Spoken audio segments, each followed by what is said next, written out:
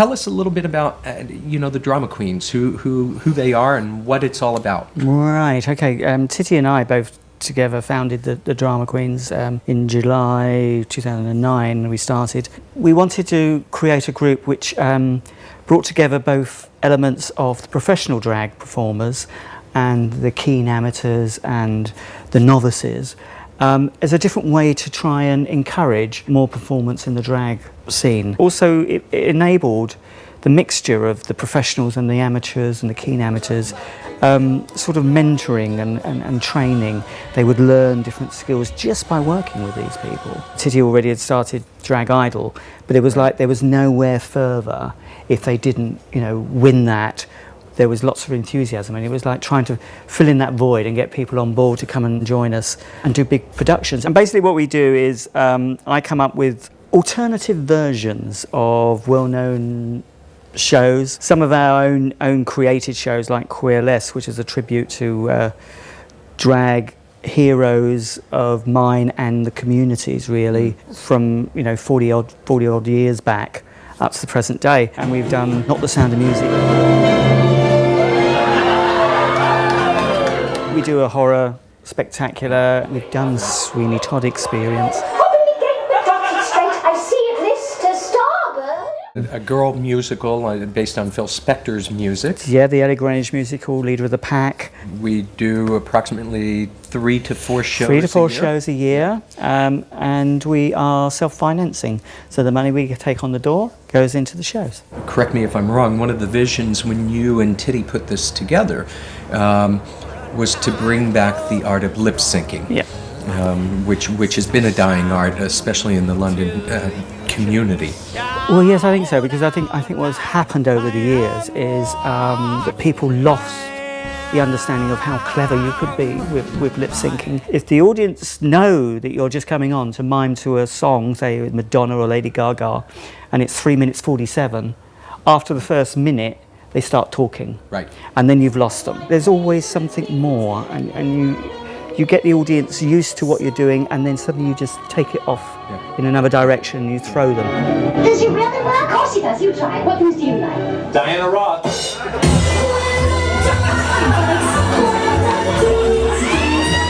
Not the Sound of Music, which we did earlier in the summer, is a great example of that when the kids walk up to the line and you know that Liesel's going to say, I'm Liesel, I'm 16 and I don't need a governance. And all of a sudden she goes into Catherine Tate. I'm 16 years old and I don't need a governess. I'm glad you told me, Liesel. We'll just be good friends. I'm a puppet. And then you've got Little Britain thrown in there, and you've got the Masochism Tango later on. And I really do think that's what ties people into our shows and why they keep coming back again, because there is a total element of surprise, and you don't know where you're going to get that. You're driving down what seems like a familiar road, and then, whoops, there goes Spike.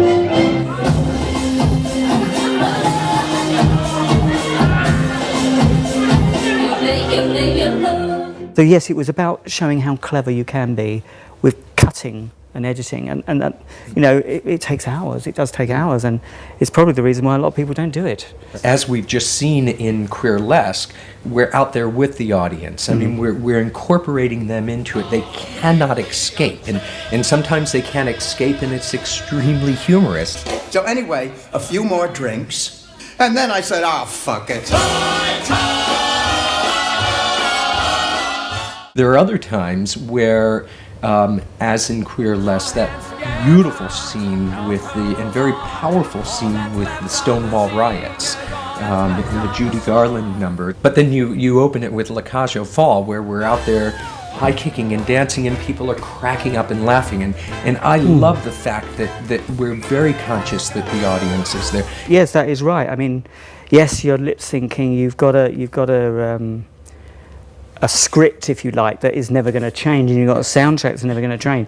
So it's like you're never going to miss it. Right. But that doesn't mean that you can't slip out of it and have an aside with the audience. Did you? It's like the audience are in with the in-gag. Right. You know, it's like having a little, you know, well, that wasn't meant to happen, but like, you know, so they do feel included. What's the future for the drama queens? What's the future for the drama queens? Well, developing the queerlesque to a queerlesque too. Fantastic. You know, I've got tributes I want to do to Candor and Ebb. Right. Not West End, I'd like to do things like Les Mis and you know, stuff like that, and Chicago. A musical version of Female Trouble. A few things that we might do.